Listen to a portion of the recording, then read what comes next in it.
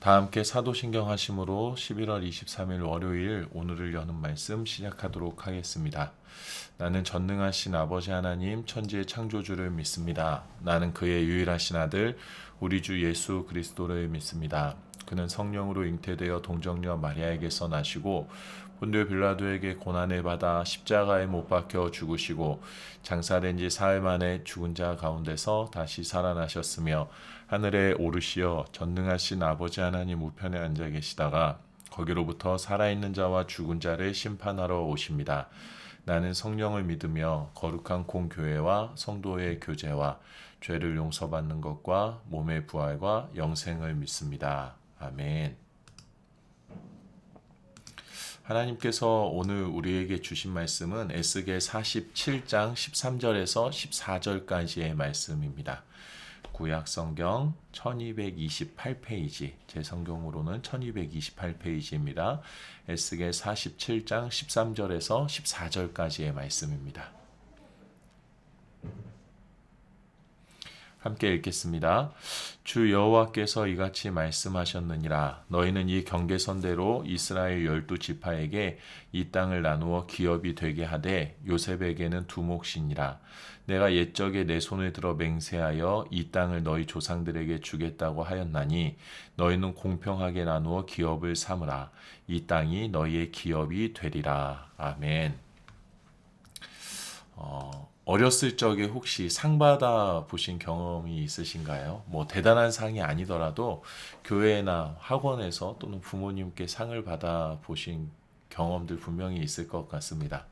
어릴 적에 기억을 되뇌어 보면 상 받으면 기분이 참 좋았던 것 같습니다. 온 동네방네 나 상 받았다고, 나 이거 잘해서 나 이런 상을 받았다고, 칭찬을 받았다고 막 소문내고 싶었던 마음이 있었던 것 같습니다.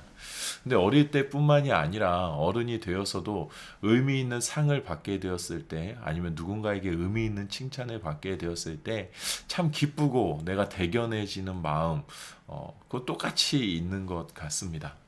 상은 무엇인가를 잘했을 때에 받게 되는 겁니다. 그리고 내가 상을 받았다는 것은 내가 그게 무엇이든지 간에 잘한 사람이라는 것에 대해서 인증을 받았다. 인증을 받는 것, 그게 바로 잘해야 받는 것, 그게 바로 살이죠. 상입니다. 한 번은 이런 생각을 해본 적이 있습니다. 잘하면 상 주는 것, 이게 과연 옳은 걸까? 라는 생각을 해본 적이 있습니다. 왜 그런 생각을 하게 됐냐면 저희 하늘이가 수박바를 참 좋아합니다.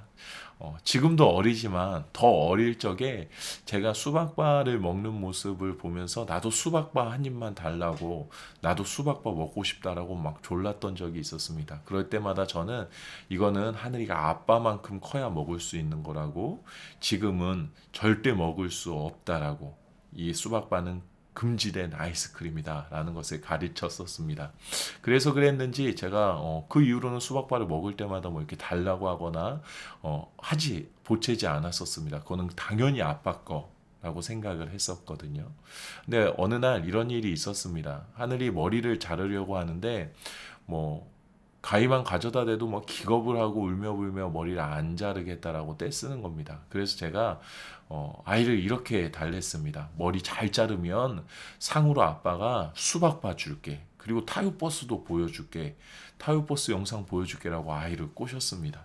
그러자 아이가 눈물을 뚝 훔치고 그 수박바를 위해서, 타요버스를 보기 위해서 꾹 참고 머리 자르는 모습을 보면서 제가 계속 머리를 잘라야 할 때마다 이제 수박바와 타요 영상으로 아이를 이렇게 달래고 꼬시곤 했습니다. 그게 한두 번 이렇게 계속 이어지자 이제는 자기도 먹어도 되는 것으로 아예 인식을 해버리고 말았습니다. 그래서 제가 아이스크림 한가득 사다 놓으면 다음에 먹으려고 꺼내보면은 이제 그게 없어지는 이러한 일들이 저희 가정 안에서 계속 벌어지고 있습니다. 이 일 때문에 그 생각은 한 건 아니지만 잘하면 상 준다? 라는 이 교육 방식이 과연 옳은 것인가 라는 생각을 아이를 키우게 되면서 하게 되었습니다. 너 잘하면 아빠가 그에 맞는 보상을 줄게. 이게 아이를 잘 양육하는 것일까? 라는 의문이 들 즈음에 한 TV 프로그램에서 반려견을 훈련시키는 장면을 제가 보게 되었습니다. 이리저리 돌아다니던 강아지를 주인이 훈련사가 가만히 바라보다 자리에 앉거나 엎드리면 간식을 줍니다. 간식을 먹은 강아지가 또 막 이리저리 돌아다니다가 자기도 모르게 바닥에 앉게 됐을 때 그 타이밍에 정확하게 훈련사가 또 간식을 줍니다. 이 일이 계속 반복되다 보니까 강아지는 인식합니다. 내가 앉는 걸 주인이 좋아하고 내가 앉으면 간식을 상을 주는구나 라고 하면서 이제는 어디서든지 주인의 눈빛만 봐도 앉아 라는 사인에 그 자리에 바로바로 앉는 아주 충성스러운 개가 되어지는 장면들을 보게 되었습니다. 앉으면 상을 준다.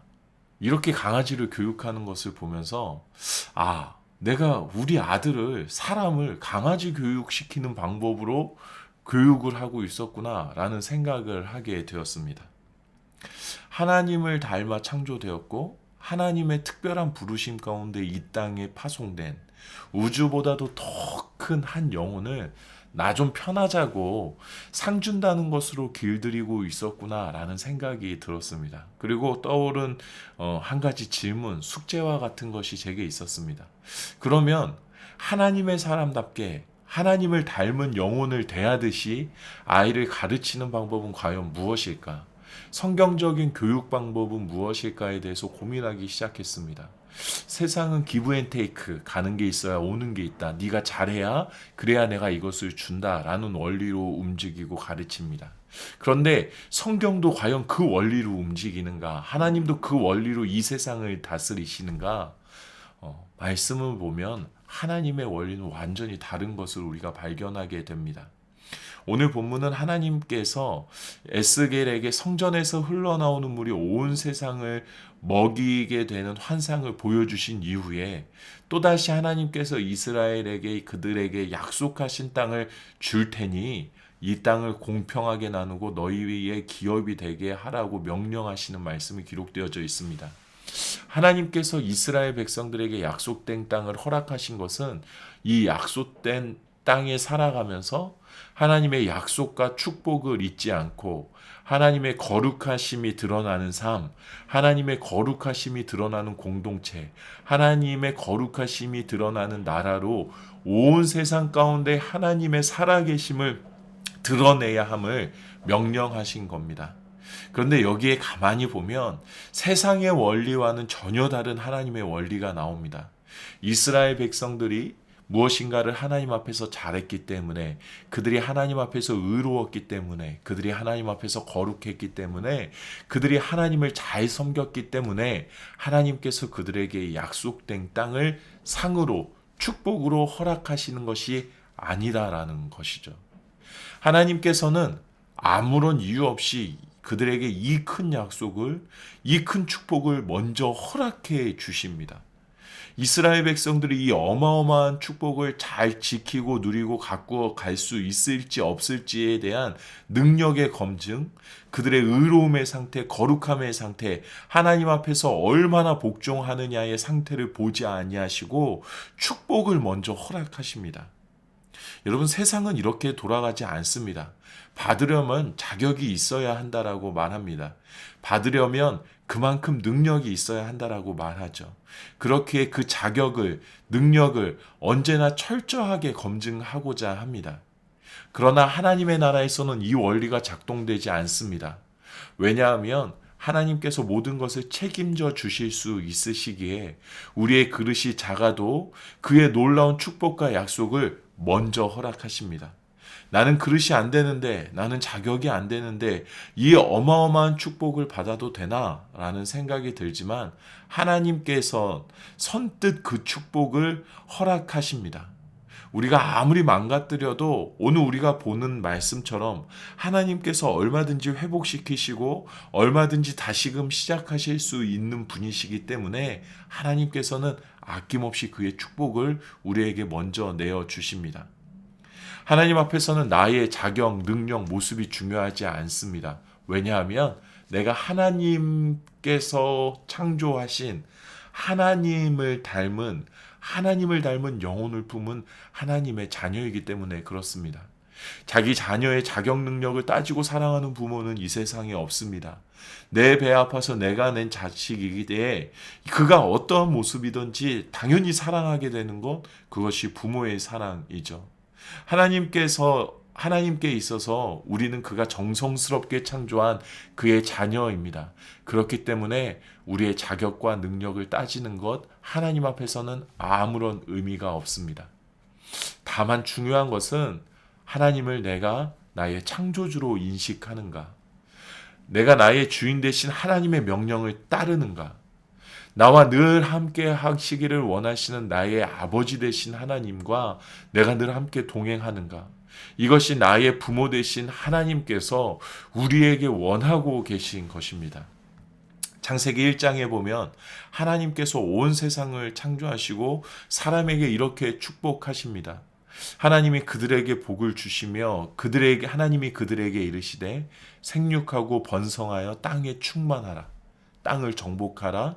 바다의 물고기와 하늘의 새와 땅에 움직이는 것을 모든 생물을 다스리라 하시니라 라고 말씀하십니다. 하나님께서는 우리가 감당할 수 없는 축복을, 우리가 평생을 살아가도 절대로 잡아보지 못할 기회를 이미 허락해 주셨습니다. 하나님께서 창조하신, 하나님께서 사랑하시는 존재가 바로 나이기 때문에 하나님께서는 오늘도 무조건적으로 우리에게 먼저 놀라운 축복의 기회를 제공해 주고 계십니다. 그리고 우리를 전적으로 신뢰하며 우리에게 모든 것을 맡기시고 이 가운데서 내가 너희에게 허락한 것들 가운데서 생육하고 번성하라 라는 축복을 우리에게 허락하십니다. 하나님의 자녀들은 축복을 기다리며 살아가는 것이 아닙니다. 받은 축복, 받은 약속, 받은 명령, 이것을 누리면서 살아가는 사람들이 바로 하나님의 자녀들입니다. 하나님께서 내게 주신 이 기업을 내가 어떻게 다스릴 것인가? 나는 하나님께서 주신 이 축복을 어떻게 누릴 것인가? 나는 하나님께서 주신 이 절호의 기회를 어떻게 사용할 것인가? 라는 나에게 먼저 이미 허락하신 하나님의 축복이 있다라는 것에 우리의 마음이 집중되어야 할 줄로 믿습니다.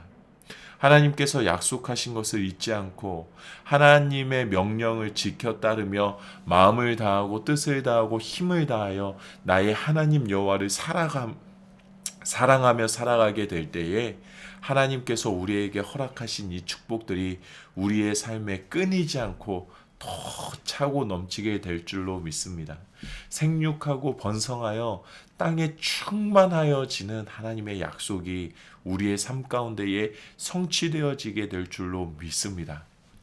여러분, 하나님께서 오늘도 나를 믿어 주십니다. 하나님께서 나를 창조하셨기 때문에 나를 책임주시며 언제나 나를 믿어 주십니다. 내가 하나님을 신뢰하며 하나님의 뜻대로 살아갈 수 있도록 나를 믿고 나에게 격려와 응원을 마다하지 않으십니다.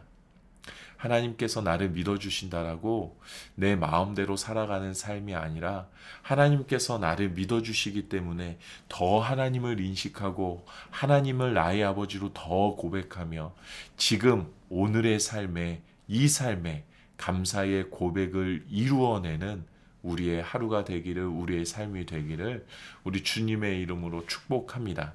이 시간에 우리 함께 기도하면 좋겠습니다. 이 기도 제목으로 기도하면 좋겠습니다. 하나님, 내가 허황된 것을 바라지 않도록 하여 주시고 이미 내 삶에 하나님께서 허락하여 주신 놀라운 축복들을 누릴 수 있도록 주님 인도해 주십시오.